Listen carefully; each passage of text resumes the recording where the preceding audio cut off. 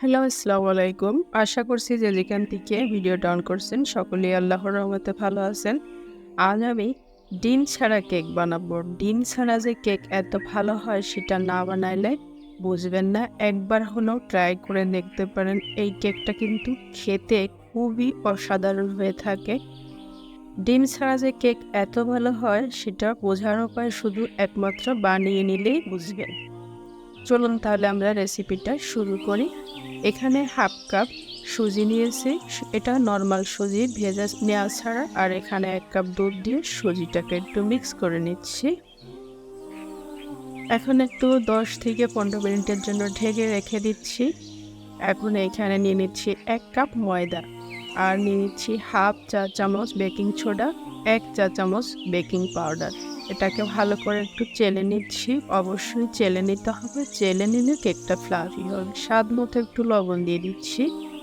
লবণটা দিলে টেস্টটা ভালো আসে কেকের, তাই একটু আবারও মিক্স করে এটাকে সরিয়ে রাখছি। অবশ্যই একটু ঢাকনা দিয়ে সরিয়ে রাখতে হবে। আর এখানে ভারী একটা হাঁড়ি আমি এখানে বসিয়ে দিয়ে চুলাতে দিলাম একটা কাগজের উপর একটা স্ট্যান্ড দিয়ে ঢাকনাটা লাগিয়ে হাঁড়িটাকে এখন চুলাটা জ্বালিয়ে দিলাম। জ্বালিয়ে দিয়ে একদম ছোট্ট করে চুলাটা রেখে এখন চলে আসছি বক্সের মধ্যে এরকম একটা কাগজ কেটে দিয়ে তেল ব্রাশ করে দিচ্ছি। এটা দিলে কেকটা তুলতে বেশি ভালো হয়, তাই মোলটাকে সরিয়ে রেখে এখন ব্যাটারটাকে তৈরি করব। এখানে দিয়ে দিচ্ছি ১.৫ কাপ চিনি। চিনিটা দিয়ে ভালো করে হুইস দিয়ে চিনিটাকে একটু গলিয়ে নিতে হবে।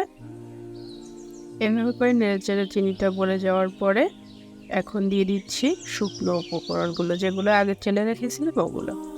আবার হুইস দিয়ে ভালো করে একটু নেড়েচেড়ে মিক্স করে নিচ্ছি।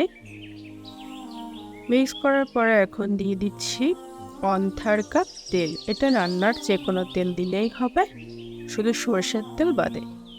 আপনি চাইলে বাটারও গলিয়ে দিতে পারেন, তবে তেল দিলেও চলবে। এখন আমি মোল্ডে ঢেলে নিলাম। ঢেলে নিয়ে এখানে কিছু কিশমিশ দিয়ে দিচ্ছি আর কিছু চেরি দিয়ে দেব।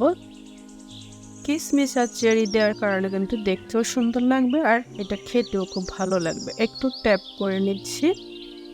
এখন আবার আমি হাঁড়িতে বসিয়ে দিচ্ছি।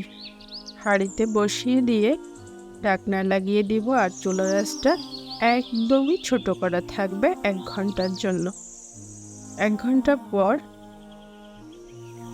১ ঘন্টা পর আমি এটা দেখুন চুলোটা কিন্তু ঠিক এরকম ছিল। ১ ঘন্টা পর ঢাকনাটা খুলে নিয়েছি আর কেকটা একটু টুথপিকের সাহায্যে এভাবে দেখে নিতে পারেন যে হয়েছে কিনা। ওটা কিন্তু রেডি হয়ে গেছে, আমি নামিয়ে নিচ্ছি। আর এটা ঢাকনা দিয়ে ঠান্ডা হওয়া পর্যন্ত অপেক্ষা করতে হবে। ঠান্ডা হয়ে যাওয়ার পর মোল্ডের থেকে এভাবে করে আমি বের করে নিচ্ছি।